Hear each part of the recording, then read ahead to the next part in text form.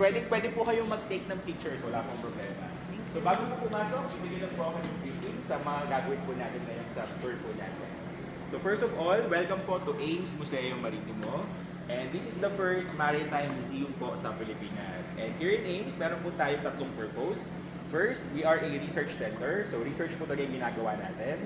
Second, we are a learning modality. Diba sa klase po, merong online, may classroom. We are presenting din po the museum as a third learning modality in such a way po na yung mga teachers pwede magturo habang naglalakad. And yung mga students matuto kahit nag-iikot lang sa buong campus po natin. So this is our, and then third is definitely to promote maritime history and heritage. So for today, meron po tayong tatlong temang matututunan sa tour po natin. Unang-una is maritime history. Second is yung shipbuilding process, paano po gumagawa ng barko. And then third is ship operation, paano naman pinapaandar yung isang barko. And I think for us to appreciate yung content na ikutan natin, I would like to share two important trivia. Unang-una, right now, isiman po ba dito among our parents or wala po? Wala po. Hindi mo lang siya. Sige, makas kadalasan parents, anak rin isiman. Pero wala naman po problema. So right now, 30% po ng seafarers globally are Filipinos. Ganun pong karami kababayan sa karagayan.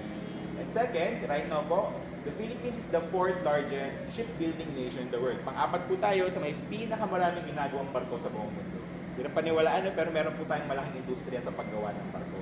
Mamaya po sa baba, makikita nyo yung mga proseso sa paggawa at pagdisenyo ng barko at yung pag-operate ng barko sa third to second floor. Okay po. So everyone, before we go inside, gusto ko lang pong sabihin na kung wala pong Pilipino, wala pong maritime industry, at kung wala pong maritime industry, wala pong global economy. So ganun kahalaga po yung role natin mga Pilipino sa buong mundo.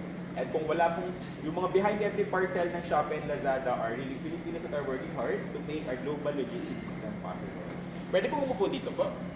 Apo, pwede po tayo umupo, mag-group picture na po tayo. Okay po. Okay po. So yung mga bago na dito sa akin na po tayo, tapos ito yung plans na po.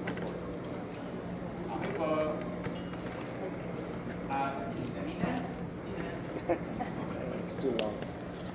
Mga parents po saan po? Wait lang po tayo Okay po. 1, 3.